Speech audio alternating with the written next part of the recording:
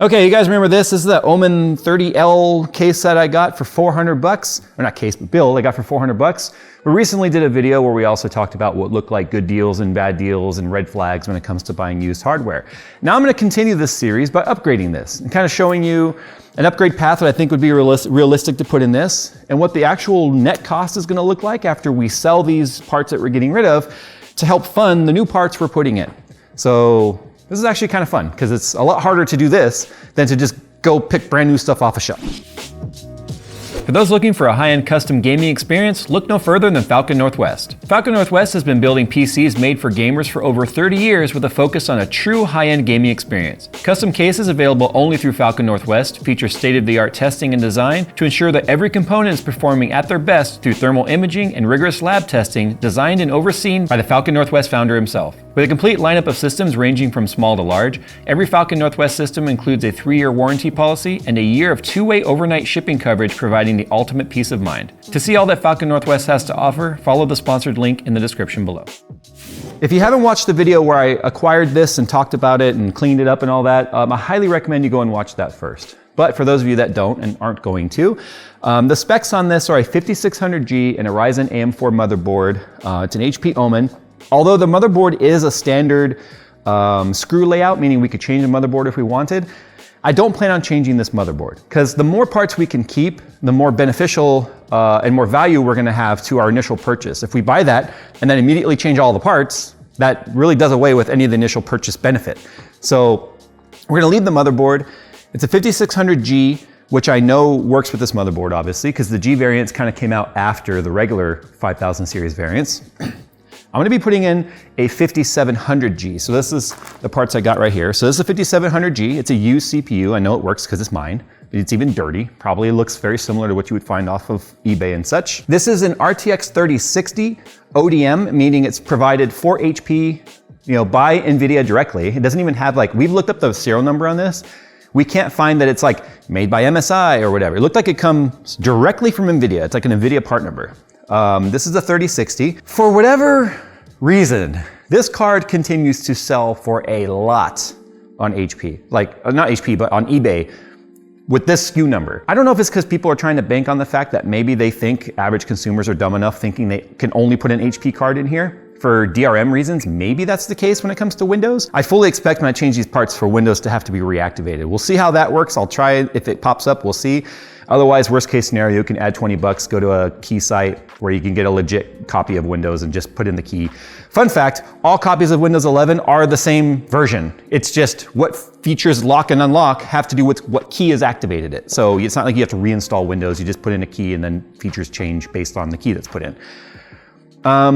And that's it. That's all I'm gonna change. I do plan on trying to change the cooler, but if you come in here and look closely, you'll notice this is the one proprietary thing for this particular motherboard, is the cooler spacing, even though it's an AMD board, looks very Intel-ish. So what I wanted to do is I wanted to install a Wraith Prism cooler to get better cooling for our slightly higher end GPU, but that may or may not work. Now I'm gonna have to see what coolers I have that, if this is even an Intel spec cooler, I have no idea. I have to take it apart first to see.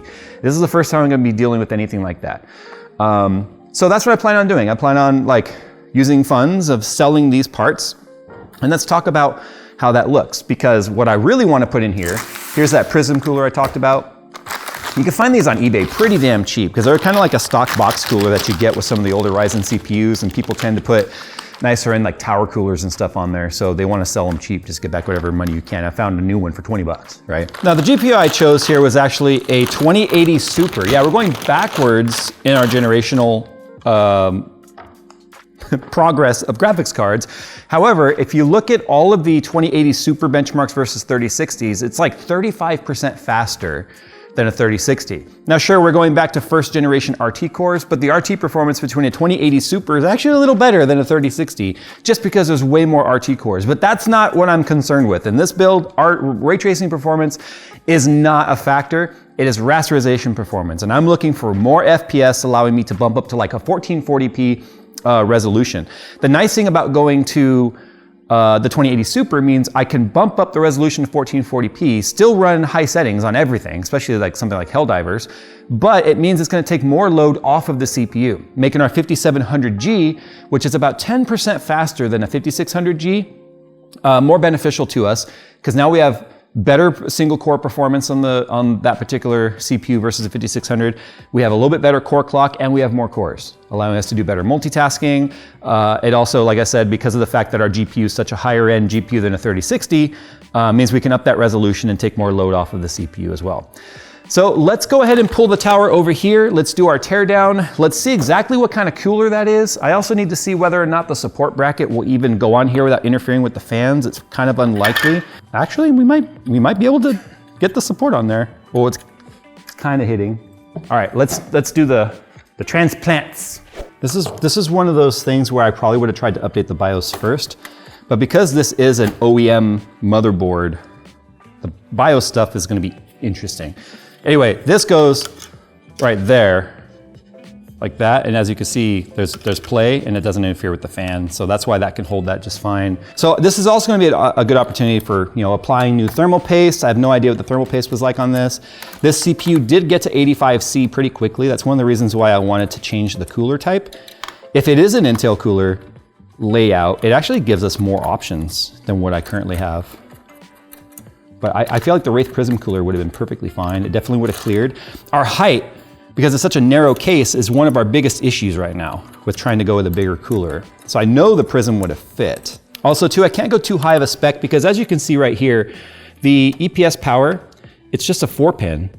But it's also why I didn't consider with going like a 5900 or something like that, because the power supply is not a high enough spec for us to do something like that. Now because I'm taking off an AMD cooler, you don't want to just pull it straight up, it'll probably pull the CPU with it. Because remember, they are PGA or pin grid array versus LAN grid array, which means the pins are on the CPU. You want to try and break the thermal paste compound. There we go. Wiggle it back and forth and take it off. That was not even touching the whole thing. It probably was fine, but still, look at this. This is not a very good cooler. I would like to not have to reuse this. Please let me find a way and hope that that is an Intel cooler that will allow me to put a better cooler on this, please. Yep. That is Intel spacing. Huh. So there we go. That is the weirdest look.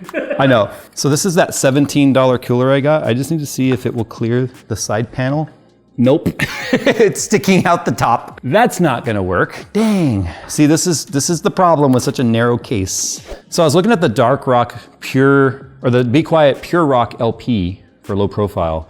The problem is this has to be mounted from the backside, which means you have to take the motherboard out. I guess I could take the motherboard out. It's really not that hard. It's just the deeper you start digging into this stuff, light stage. Okay, I guess that's for the light in the front. The deeper you start digging into this, the more chances you have to potentially damage something, especially if you don't know what you're doing. But I do. What is it stuck on? Oh, little pins. There we go. Just a normal backplate thing. It's literally an Intel backplate. That's so funny. Maybe proprietary, but still proprietary with an off-the-shelf option. So now I can get my low-profile cooler installed. So this upped my budget a little bit. We'll talk about final numbers at the end. This is definitely going to be a better cooler than the chunk of aluminum because this is actually copper cold plate going to a lot more fins, a lot better fan. I like the fact that it's still a downfire, which means the SSD and all the other components around here are still getting air cooled. Because if I had a tower like that, then no more air is hitting the motherboard. So I do like the idea of a downfire. 100 watt TDP, that's a maximum of 65 watt part. So we've got plenty of cooling. All right, so let's be careful with our 5600G because we have to sell this in order. Crazy. Wait, nothing's bent. We have to sell this. Nothing's bent. Okay, everything's straight. You can hold it up to a light and I can see all through all the rows. Now I can get my cooler installed because Phil happened to be like, did you change the CPU as I was starting to put it on? And I was like, I knew I was missing something. All right, so I'm tightening down the back screws now. I don't want to over tighten them because I don't want it to like dig into the motherboard. When they stop, they stop. So there we go. There is our low profile Be Quiet stock cooler. It's not interfering with anything. I don't see it hitting any chokes or capacitors. That's a good thing because of the fact that this is not exactly standard to have this kind of cooler on an AMD product, but it appears to be working. All right, GPU time. So nice thing is this is a dual slot card, so it's not gonna take up any additional space. There we go, now it's in. Let me get in my screw here first and we'll see. Because I'd like to run the anti-sag if I can, just for good measure. That way the case could be moved around and not have any fears of damaging the card. So I'm double checking that I didn't miss any connectors. You guys might be noticing this one right here that's like loose. That's for, looks like an RGB connector or something. That goes to maybe something on the top that was always loose like that. But here we go. Our power supply does support a dual power plug GPU. I have to bend these cables a little bit because remember initially they were coming out the back. Now they're going this way. Oh yeah, I also wanted to take off this little cover for a 3.5-inch drive at the top. I know it's hard to see, for extra ventilation. Because now we have to consider the fact that I have a 250 watt card in here and I have one 120 millimeter intake and one 92 millimeter exhaust. And I want to see if there was a way to mount a 120 at the top. I don't think there is. So we're gonna zip tie one to the top. That's literally what we're gonna do. It's janky, I don't care, it's important. This is the stuff that starts to get fun, figuring out how to overcome an obstacle, not using a Dremel and stuff and such for this. And that. So now you have those sticking out the top, but now we have a 120 millimeter fan at the top of our chassis. We have an available fan header right here, which I'm going to plug this into.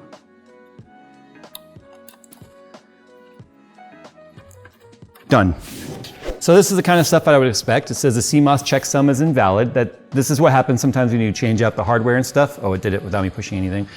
So all we're doing right now is we're making sure that we can get past the boot. This is the only problem with DRM'd hardware and motherboards, is this is something that could happen. But now that we're getting through all these errors and it's resetting its defaults, there we go. Now we're going into Windows.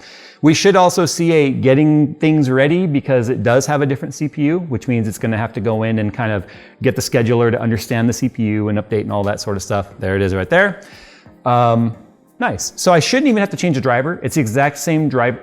Yes, it's the exact same driver for the one I had installed that still works for this GPU, which is the latest driver from NVIDIA. So once this is done doing all this, we'll do another reboot to make sure everything's working fine, but so far it's working pretty well for an OEM motherboard, allowing us to change the hardware.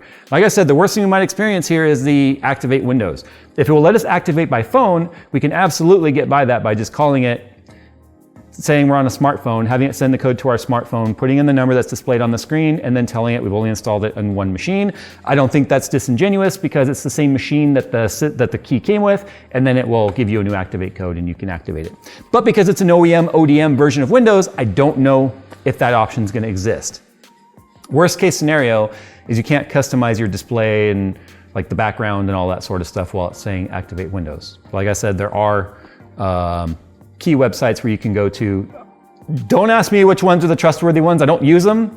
I know they're out there where you can get really cheap OEM codes. Anyway, updates are underway. Let's let that go. Let's update our stomachs with food and we'll come back. There's our 5700G, our 2080 is in here.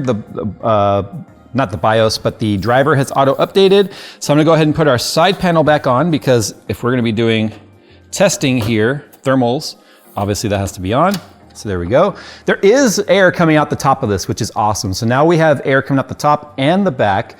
And all you have are these little zip ties sticking out right now. They're not, well, I missed a couple of rows, so they're like, but whatever. You could always fix that later if you wanted. I cared more about getting a fan up there than anything else. Here is our 2080 Super and MSI Afterburner, and we get additional power limit to us. So that's the only thing I'm gonna be changing with this card, with the exception of also turning on the user fan profile. Last time our 5600G was throttling a little bit. We were expecting the upper 10,000s. We barely scraped 10,000. It was still within where I believed it should be given the cooler that was on there. Now that I see the cooler and the way it looked and its little heat plate or cold plate, I'm not surprised that it didn't hit 10,800 like we were expecting. But what I'm looking for now, I don't care about the voltages. AMD, we don't really mess with voltages on AMD. We can undervolt if we install Ryzen Master, but again, we're not using Ryzen Master, so I just wanted this to be a very basic sort of setup here. I wanna take a look at our frequencies. I wanna take a look at our temperatures. So here's our package temp right here. Here's our core temperature. So we'll be checking these things right here with Cinebench again. Last time our cooler pretty much instantly hit 85C. It started in the high 70s and it climbed to 85 pretty quick. But I have a feeling the the Pure Rock LP is gonna be a much better cooler, especially since we're now touching the entire heatsink, or IHS, or internal heat spreader, or integrated heat spreader on our CPU, leaving none of that area getting hot without being cooled whatsoever. So here we go. 51, 54, 57, 61, 63, 64, 65, 4.3 and above on every core, 7 DC. Higher core count, I think it's higher core count, it may not be higher core count, but it's a higher spec CPU at faster clocks at 10 degrees cooler with that tiny little cooler. 13,844. So as you can see, CPU-wise, we gained 30% performance in Cinebench versus the 5600G. Now, the reason why I said I wanted to up the CPU is because of the fact that I wanted to make sure that I'm able to not bottleneck the 2080 Super. Anyway, let me go ahead and open Afterburner again real quick. I'm gonna do some Helldivers 2 once again, and we'll be keeping an eye on like what our temperatures and what our frame rates and all that sort of stuff is. So let's go to high presets. Good old breaker.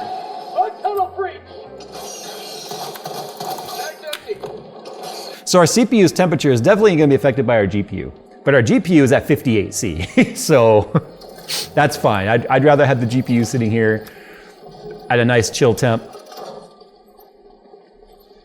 But look at our frequency on our CPU, 4450, 4400. This is good. This is like the max frequency of these CPUs. They don't hit 5 gigahertz in the old. But I mean, we're getting a steady 70, 75, 77. It's not like fluctuating all crazy. I'm gonna end up leaving here in a sec. These guys can finish the mission on their own, but there's some interesting things to consider here with what this cost at the end of the day. It is now a system worth bragging about a little bit. 5700G, I'd prefer a 5700X, but I'm starting to concern about this power supply. And a 2080 Super, still very relevant graphics card today. So here are the two parts that we, in theory, sold. And the way I priced these is I went onto eBay to find what a realistic price I could sell these for quickly, but not just completely throwing them away. So the 5600G, I priced it 115 based on what other ones were going for. Other ones were going for like 120, 125. I figure we price it 115, buy it now. Someone will buy it, giving us $115 credit towards our upgrades. The 3060, we've talked about this a million times. I don't know why the prices on these are so freakishly high, but I put $180 on this, even though they're listed for like $300 plus, because I don't realistically think those are selling for that price. I put 180 because of the fact that I know that anyone shopping for a 3060 can find in the mid to upper 200s a brand new 3060 or a lightly used one. That would be better with dual fans and stuff. Pricing it at 180 bucks makes this a perfect GPU to put in a kid's PC, or just somebody looking to upgrade from a really old, say like a 560 GTX or something like that. This would be a massive upgrade, especially at 180 bucks. So that gives us a $295 credit towards our new parts.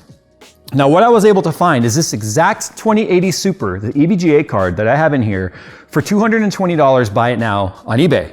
You can see why I also was like, I can't price this too high, otherwise cards like that will always be a better option. This is realistic, like you need to sell these parts to pay for these parts or recoup the cost, right? If you can pay for these parts up front, that helps, that you can have them now, see a good deal, and then recoup your cost. But if you have to sell these first, the time that you're waiting to sell them and the time that you're waiting for the new parts to come in is all time you don't have a working PC or something could fall through. So I prefer to get the parts we can afford and then get the money back knowing we have a PC that works at all times. The 5700G realistically can be found for about 140 bucks.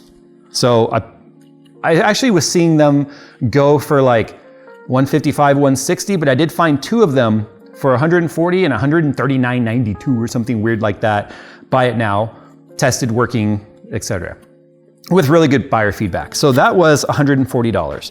Now initially I wanted to put the Prism cooler with it, but as you saw, that's an Intel weird board for an AMD socket that doesn't allow me to use it. So I found one of those for 20 bucks, which I had to then replace with the Pure Rock LP, which I found a used one on eBay, which did show a picture of all the parts, all the screws and everything. That's important. Sometimes they don't put that in the box. For $34. Bringing our total to $394 for our new parts. If you consider the fact that we got $295 for our used parts, means we have a net cost out of pocket of $99 for that upgrade versus this. The one thing I didn't put in there is about realistically maybe $10 or even $5 for a 120mm fan that I stuck in the back. So let's just call it $104. Okay, that's a fair trade for the performance improvement we saw by going up a whole resolution. Now we probably could have honestly put our resolution up to easily 1440p with the 5600G with that 2080 Super. But I also wanted to give us a CPU upgrade as well, just so that general tasks and stuff were that much snappier. And since this deal that I found on this PC already had an NVMe 1TB drive, there was no reason to replace or upgrade our drive. It's not the best drive, but it is an NVMe drive, which is better than like a SATA SSD all day long. So there you go. This has been fun. Like, if you guys think I should do more of these like buy small and upgrade over time, showing logical upgrade paths and stuff, then comment down below or like this video or subscribe if you're not already. And I think this will be more interesting and more relevant to people than just showing like, here's the brand new off-the-shelf stuff that we could do. Now we are gonna be doing one of those videos here very soon, actually. We'll be doing that Micro Center, and this was another one of those videos that was specifically asked for. When I talked about, don't waste your money on buying gaming variants or high tier variants of a card and motherboard and such. So what I want to do is pick realistic mid-range components, like maybe like a 4060, maybe like a 14600K, or maybe a Ryzen 5. Doesn't matter what the platform is. It really doesn't matter what the platform is. But then seeing what our cheapest motherboard that we can get for that CPU is, the cheapest variant of that graphics card is, the cheapest variant of the SSD is, the most economic version of the recommended size power supply is, and then find just a basic case to put them in. So we can compare the costs of like the top tier parts versus the bottom tier parts of the same like level of componentry. You guys really asked for that because I'm curious as to what component or components would be funded by just the difference in cost. If you guys want to see that, you also know what to do. Double thumbs up. Hit both of the thumb buttons. No, there's not, but whatever. All right, guys, thanks for watching. Hope you've enjoyed this. We'll see you in the next one.